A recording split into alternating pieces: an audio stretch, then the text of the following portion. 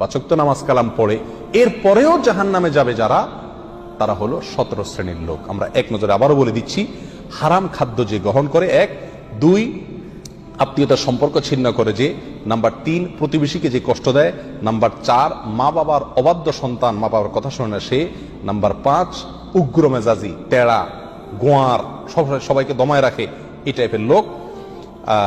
Number 6 অধীনস্থদেরকে, প্রজাদেরকে, যে সমস্ত শাসকেরা, যে সমস্ত রাজারা, যে সমস্ত রাষ্ট্রপ্রধানেরা, সরকার প্রধানেরা বা যে যে লেভেলে আছে সে তার প্রজাদেরকে ধোঁকা দেয় যে তারা। নাম্বার 7 অন্যের সম্পদকে অন্যায়ভাবে আত্মসাৎকারী ব্যক্তি। নাম্বার 8 উপকার করে কারোর খোঁটা দেয় যে ব্যক্তি, সে জান্নাতে যাবে না।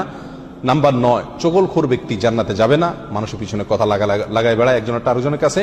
নাম্বার 10 অন্যকে নিজের পিতা হিসাবে, নিজের বাবাকে না বলে পরিচয় না দিয়ে অন্যকে নিজের বাবা হিসাবে, পিতা হিসাবে